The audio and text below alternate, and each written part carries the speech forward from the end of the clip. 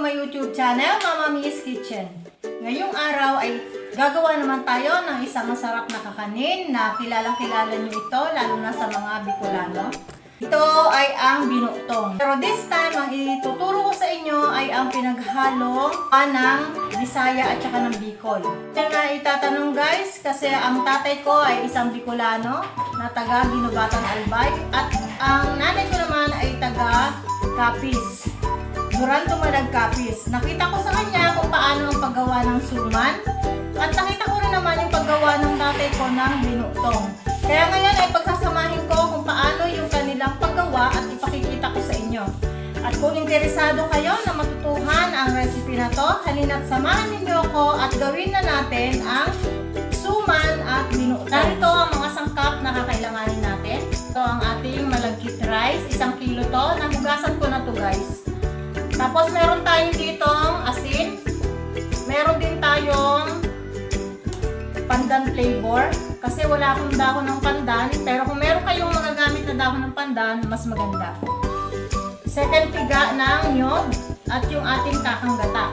Siyempre, hindi mawawala yung ating pambalot na dahon ng saging or banana leaf.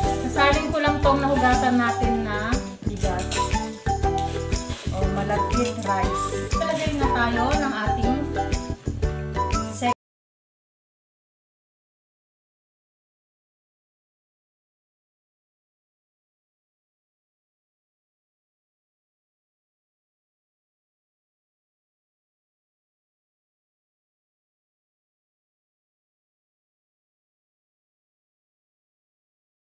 Naglagay tayo guys ng 3 cups ng second tiga ng ating gata. Ngayon, isasalang ko na muna ito sa kalan. Yan, eto na guys, sinalang na natin siya sa ating apoy. Lalagay natin yung ating asin.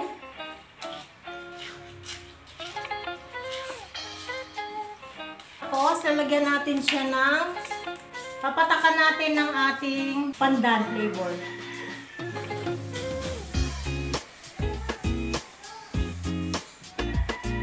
Mga konting patak lang. Kasi wala tayong dahon ng pandan. Kung meron kayong dahon ng pandan, yun na lang yung gamitin nyo kasi mas magandang gamitin yung natural. Pasip-sip lang natin itong gata natin dito sa ating rice. Lulutuin natin siya ng half cook lang. Takpan muna natin. Ayan guys. Nakita nyo na ano na yung ating gata. Ngayon, basta hinaan nyo lang yung apoy ng pagluluto ninyo. Tapos magdadagdag pa tayo dito ng another 1 cup. Dagdag pa tayo ng another 1 cup ng ating gata. Second piga pa rin to ha.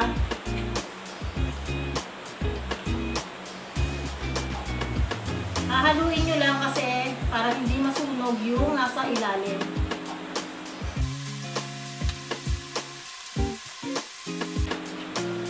Lang, tapos takpan natin ulit.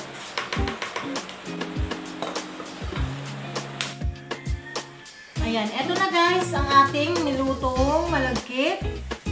Yan, nasipsip na ng ating malagkit yung gata na nilagay natin. So, ito, yung ganito ay pwede na half cook na to.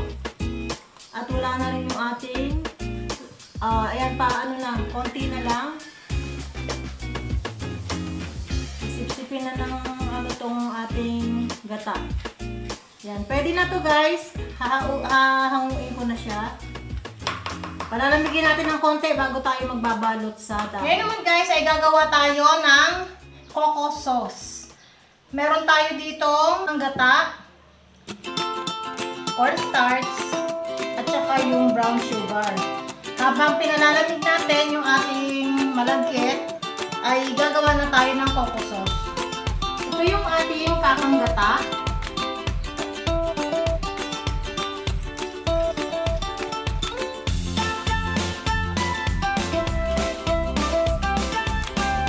Tutunawin lang natin yung ating cornstarch.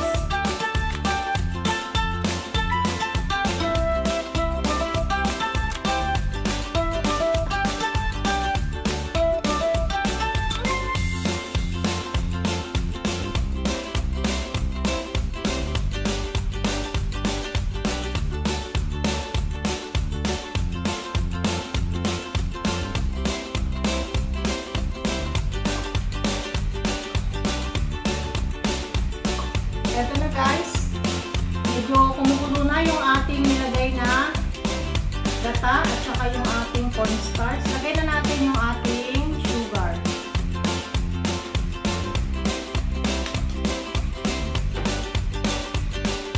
Haluin lang natin ito ng hahaluin hanggang sa lumapot. Masarap to guys kapag naluto na yung ating suman. Pero yung iba, hindi sila gumagamit ng ganito. Pwede naman yung sausawan ay plain sugar lang. Yung iba naman, as in, wala naman talaga. Kasi may lasa naman na yung ating suman. Meron siyang asin. Saka gata. Yun, masarap na yung ganyan. Para sa ayaw ng matamis. Eto na guys, luto na yung ating coco sauce. Ngayon ay balikan natin yung ating malagkit rice at magbabalot na tayo para sa ating binuktong at suman. Ngayon guys, umpisahan na natin yung pagbabalot ng ating binuktong. Ito yung ating dahon. Itong dahon na to guys ay hinugasan ko na kanina at inano ko na sa apoy.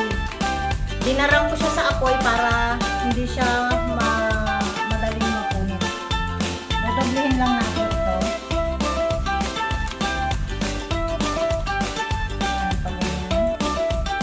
Maglalagay na tayo ng ating mixtures. 1 cup yung ilalagay.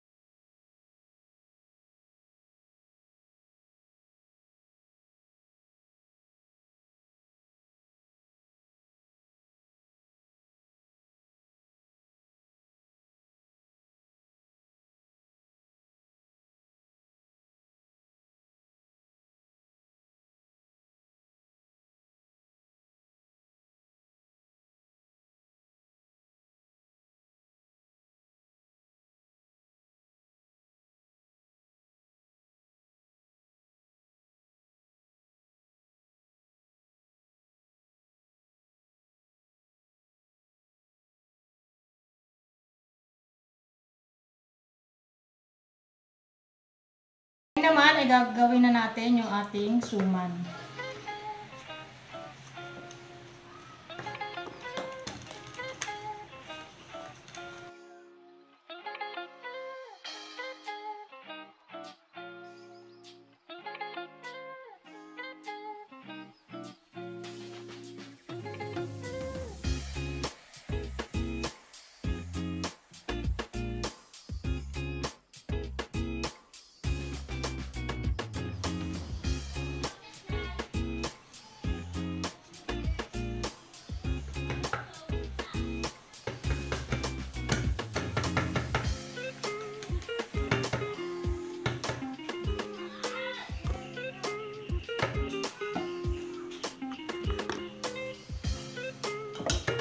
Lagyan ko lang siya ng konting gata para masarap. Yan, lulutuin na natin siya. Medyo natagalan tayo sa pagbabalot, napakahirap at kinapos pa yung ating dahon ng saging.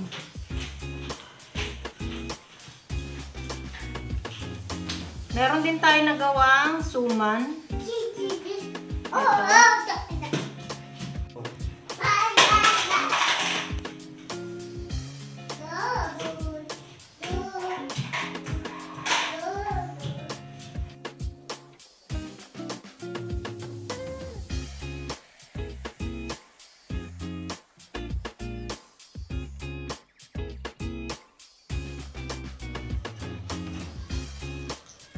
Yan, maglagay na tayo ng tubig.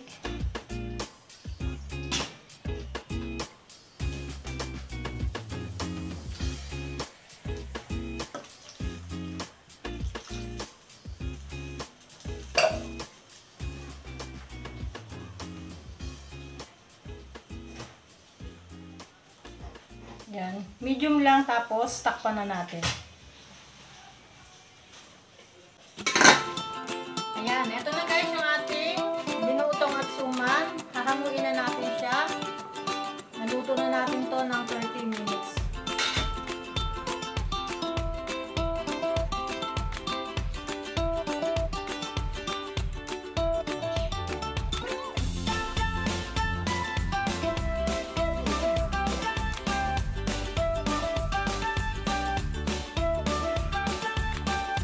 Ang ating nagawang binutong at suman.